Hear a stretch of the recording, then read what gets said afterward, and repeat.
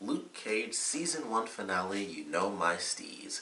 Now I gotta be honest, this was definitely not the ending I was expecting. It was very bittersweet. It was a great finale for the show for sure, but it just wasn't what I was expecting. Like, I had my prediction for the finale. It was gonna be one villain's dead, one villain's arrested, and one villain goes free.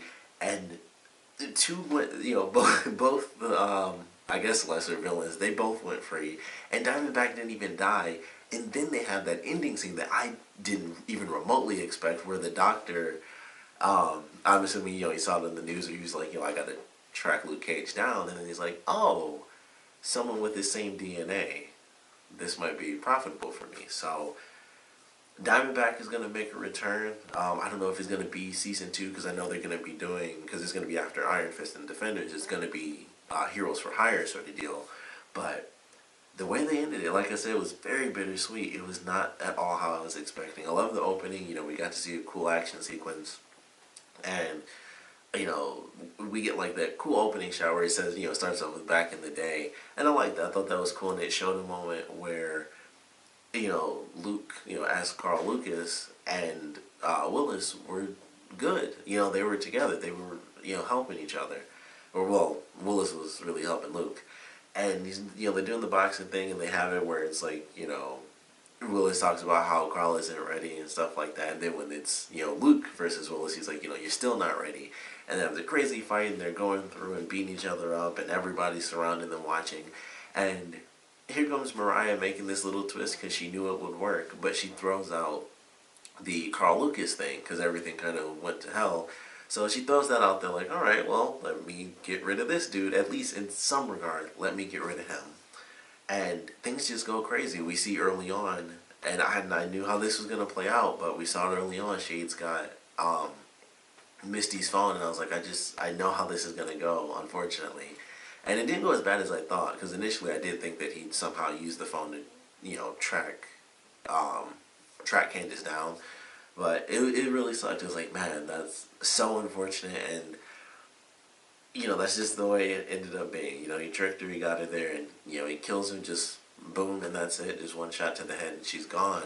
So now they have nothing for, or nothing against Mariah, because they had the changed the altered testimony of this girl, and now she's dead, so she can't even back it up or corroborate which is fact and which is fiction. So that really sucked. I was like, wow, she just gets to go away scot-free. Shades was free the whole time. He never even, got caught. So he goes free, he does the murder, and gets Mariah off, so they team up together, which they kind of have the symbolism there at the end. Which they didn't do it the way I thought they were going to, but the picture, they replaced the Biggie picture, which was, of course, for Cottonmouth, and they have two characters with two crowns, and that's for Mariah and Shade. So the two of them are together. They have a little kiss moment. I was wondering about that, like, the whole time. Like, they always seem to get closer and closer, and, she kisses him, and he just smiles about it. It's like, so, they're going to be having that for season 2, but I like how they did that with the picture, and it's, the two of them. I thought they would actually have them both stand there, or they would do it one at a time, because she was in front of the picture and he was far behind her. And then when she left, I thought it would show him on the other side, behind the other crown, but they didn't end up doing that. But it was clearly meant to symbolize both of them as the king and the queen. So I thought that was pretty cool. We got our ending musical sequence, which was Harlem's Paradise reopened at the very end. But it was just interesting. It was just a crazy ending, and nothing really went beautifully like I was expecting, and I do appreciate that. It sucks that a character had to die for that to be the case. Excuse me, but I like the way it all played out. I thought it was really entertaining. Like I said, the opening action sequence was really cool, and then after that, which was, I think it ended at like 13 minutes, and I was curious. I was like, how is the rest of this going to play out if it's not a lot of action? And I knew it was going to have to be a lot of crazy story elements, and we have all our villains surviving, and two of them are kind of rebuilding everything, starting with Harlem's Paradise, and they're going to build from there. And they don't have any competition anymore because everyone is dead. Diamondback killed most of the people, and then he got rid of Domingo when Domingo and his people came after him. So there's no competition, and they can pretty much do whatever they want. And I feel like that's how things are going to kind of play out. So I was excited for that. I thought that was really cool.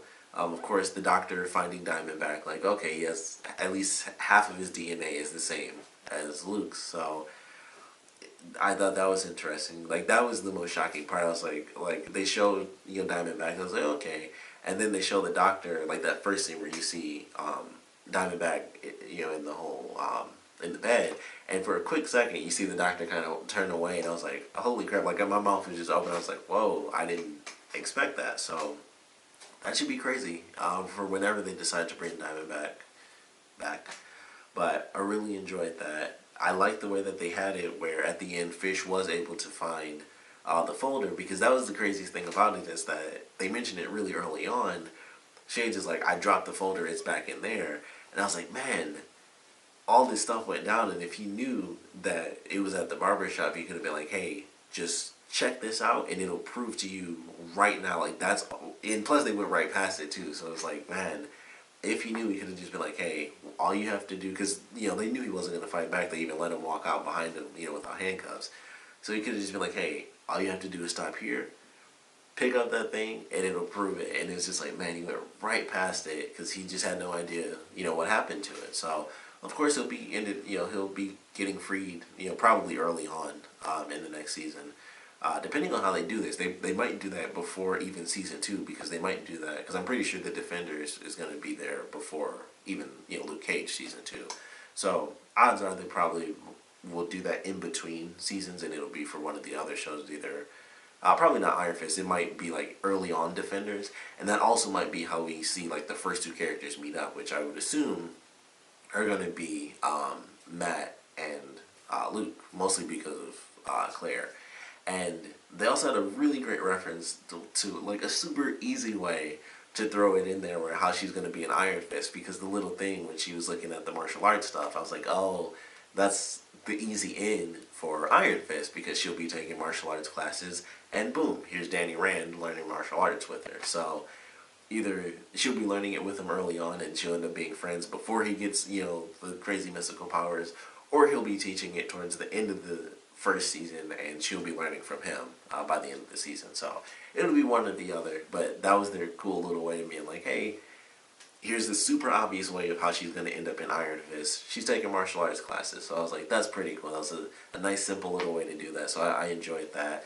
Of course, they did something that kind of scared me a little in this, because I was like, I don't mind it, but it also worries me because of the comic book world. And that was Luke and Claire kissing at the end, because I didn't even think about this until she actually kissed him.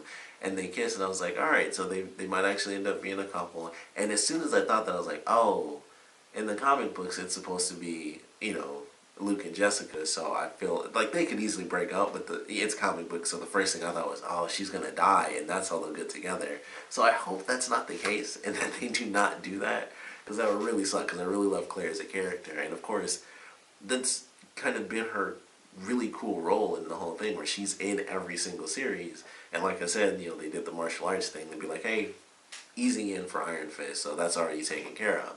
So I hope that doesn't happen. It would be like way down the line, I would assume, but still, I would not want that to happen. So that it finally occurred to me. I don't know why that didn't occur to me at all with all the little stuff, and also it didn't seem like they would really be getting together until this actual episode, because every other time he would try to kind of hit on her or something, and she like, that's not gonna work or whatever. So I was like, maybe they won't actually end up together, but. And they still might not. They might not actually end up together. It might just be too much craziness for them to actually have a relationship. So it might not even end up happening. And she could, still live. So that's my hope, even though that wouldn't be years down the line anyway for them even doing, Luke and Jessica actually getting together. But it just occurred to me, finally in this episode, when they actually kiss, like, oh, I hope she doesn't die in the future. So I really hope she doesn't. But, I thought it was cool. They actually had it where Claire ends up with Luke, or might end up with Luke. She wants to, but then of course he has to go away as Carl Lucas at the end. But I thought that was cool. I was like, alright, that was a nice build up throughout the season since her introduction. And I'm very excited to see where they go with season 2, which, like I said, I know it's going to be sort of the Heroes for Hire thing, so it'll be after Iron Fist, it'll be after the Defenders. So it'll basically be the two of them. It'll be Iron Fist as well as Luke Cage in Luke Cage season 2. And I'm excited for that. It'll probably be years from now, because we have, I think, it's going to be Iron Fist, and then I believe Defenders, and then Jessica Jones season 2 is finally going to come out, and then I don't know, maybe we'll get Punisher after that, because they had that super epicness going on in Daredevil, and so he officially got his own show. So we got a bunch of stuff going on there. So we're gonna have a fifth show, or I guess technically a sixth, because the Defenders is gonna be the fifth one. But we're gonna have Punisher at some point as well. The Diamondback is gonna be coming in at some point. Maybe they'll do that in season 2. Maybe they'll be who knows? Like, they have all these different villains, and it's kind of like, what are the Defenders gonna do when they have that show come together? We don't have the Purple Man. He's dead. So we have Fisk, we have Mariah, we have Shades, and we have Diamondback. Of course, I'm sure they're going to introduce the main villain for Iron Fist. I don't know if that character is going to end up living or dying, by the time they do that. But we have all those characters. We also still have Elektra from... I feel like I'm doing spoilers, but you should have watched them in order. Sorry if you didn't, so I'm getting slight spoilers there.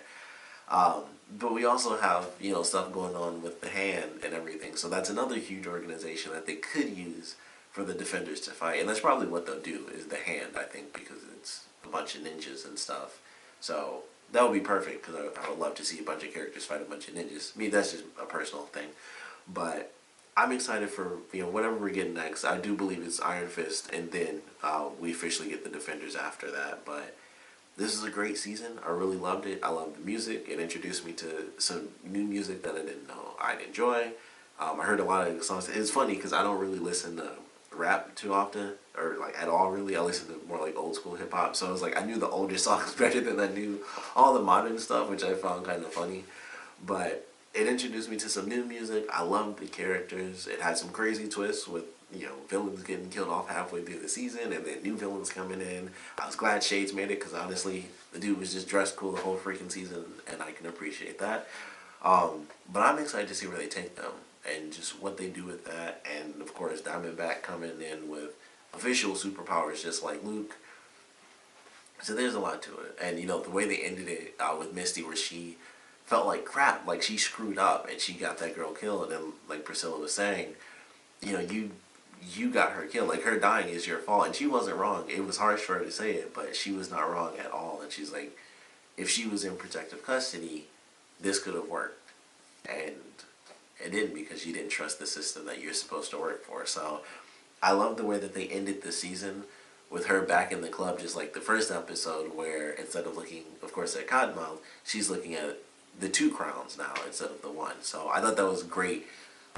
Sort of symbolism for how they kind of cycle through it. And it's like she was dealing with 1, now she's back in there, all dressed up and everything, and now she has to deal with 2. So love the way they ended it.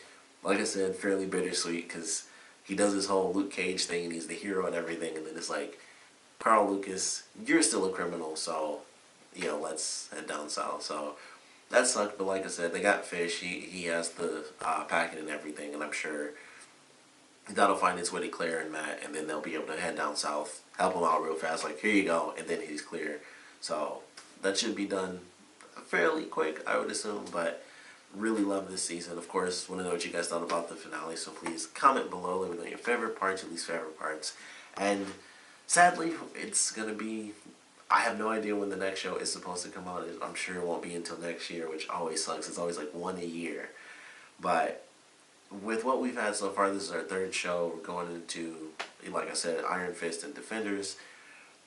I want to know, as far as how this stacks up for you guys, what has been your favorite Netflix, Marvel Netflix show so far, including both seasons of Daredevil, so you can split that up if you want to do them in order. Because for me, I'd have to say it's Daredevil Season 2 is my number 1 right now, because I'm a sucker for action, and that had the craziest stuff ever with Daredevil. They did another amazing long sequence scene with some really beautiful editing. I noticed that a lot when they do like really great editing. And then the freaking Punisher stuff. Like, all I think of when I think of the Punisher is the coffee house scene, which is a really small scene, but that was insane. And then the scene with him in the prison where he fought like a dozen dudes, and it was just the bloodiest freaking thing I think I've ever seen in an action series outside of like Rambo or something. But that's my number 1, and I also just love the story for that one. I thought it was actually really great. but that's my number one. I think Luke Cage is actually my number two, and then Daredevil season one, and then Jessica has to be. Out of all the seasons we've had, that's my least favorite. Although I still really enjoyed it.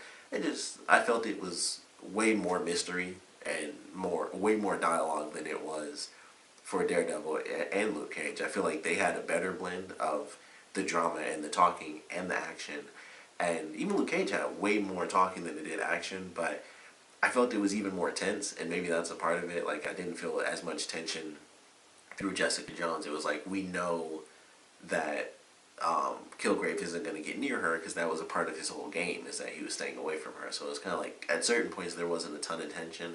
And then once it got to, like, I think the second half, like a little bit after the halfway point, it got really weird and crazy, and that's when it started to really pick up because things were just getting nuts. And then we had the other dude who was attracted to Trish, the army guy who was taking the pills, and then things just like went wild and crazy, and that definitely got more entertaining. Those last probably 4 episodes were like really crazy and intense. But as a whole, that's kind of my ranking. I would love to know your rankings as far as where everything goes for you. Love this one.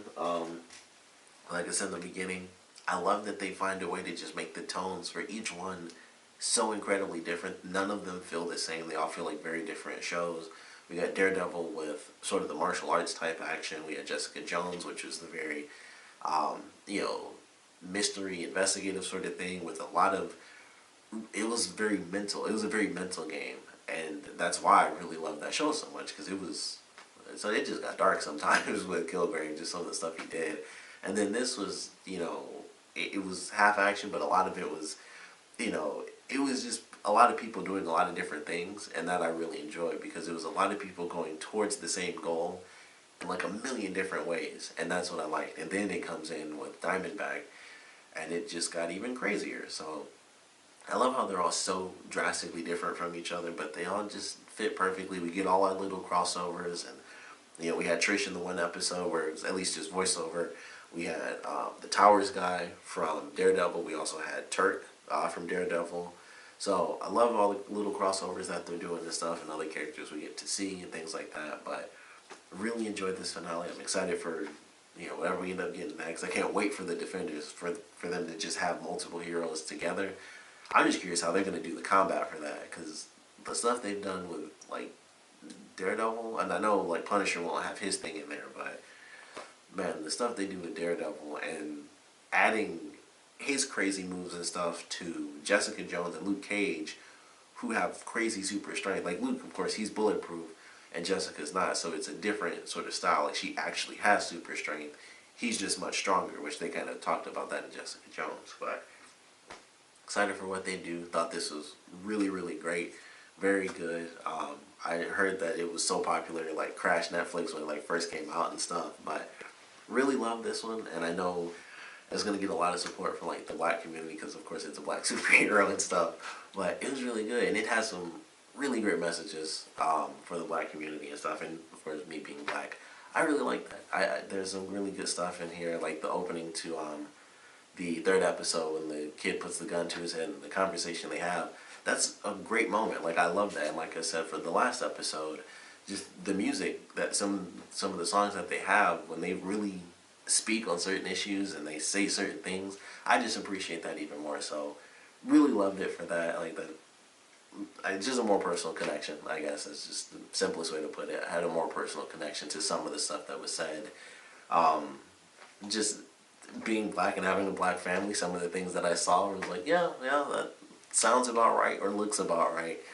Very familiar, things that I know. So that was also pretty cool to see and just have, to be totally honest. But really love this season. Can't wait to see what they do next. Like I said, of course, want to know what you guys thought about the finale, how you guys think this series stacks up to Daredevil and Jessica Jones, and anything you guys thought about the season, favorite moments from the whole season in general, whether it's music or action or comedy moments, because I'm probably gonna enjoy that robbery scene forever, because that was just really silly the way they did that. But I had a great time with this one. Like I said, I want to know what you guys thought about it, so please comment below, let me know, and thanks for watching.